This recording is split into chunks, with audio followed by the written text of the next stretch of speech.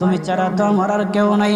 আল্লাহ গো, তুমি যদি মাফ না করো কে আমাকে মাফ করবে? তুমি যদি মাফ না করো কে আমাকে মাফ করবে? তুমি যদি আমাকে মাফ করো তাহলে তোমার কোনো দিকে কমবে না, তুমি যদি আমাকে মাফ না করো তোমার কোনো দিকে বাড়বে না।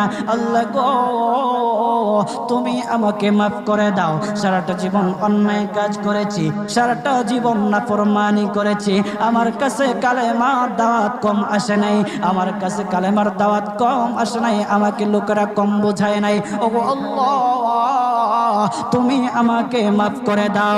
মাফ না করলে কোথায় যাব, কার কাছে যাব? বাবা যখন মারে তখন মার কাছে আশ্রয় নেওয়া যায়, মা যখন প্রহার করে তখন বাবার কাছে আশ্রয় নেওয়া যায়, বাবা মা যখন প্রহার করে তখন দুনিয়ার কারো না কারো কাছে আশ্রয় নেওয়া যায়। ওগো